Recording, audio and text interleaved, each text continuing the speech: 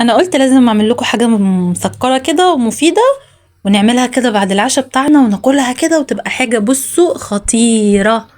يلا بينا. كان عندي شويه فراوله في التلاجة كده، قلت هعملها. انا عايزه ارجعكم لايام الزمن الجميل، ايام زمان لما الناس كانت بتعمل الحاجه على طبيعتها، ما فيهاش اي افتكاسات وحوارات والكلام ده. بس قبل ما نبدا في اي حاجه، لو انتوا اول مره تشوفوني، معاكم ساره. يا ريت تعملوا لي لايكات وكومنتات كتيره كتيره للصفحه، وقولوا لي ايه رايكم فيها، وقولوا لي انتوا بتتابعوني من انهي بلد. صدقوني انا بشوف كل تعليقاتكم وبرد عليكم.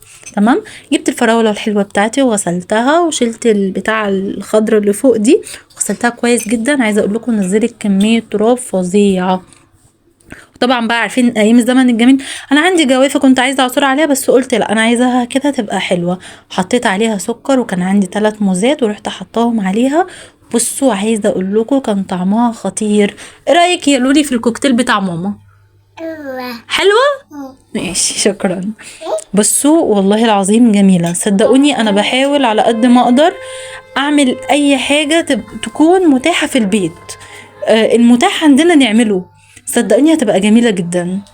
وهقولها لكم تاني، الحياة اللي احنا فيها صعبة صعبة صعبة صعبة، فبنحاول على قد ما نقدر ان احنا نعمل الحاجة على قد امكانياتنا، ونكون كمان مبسوطين وراضيين بيها. باي باي.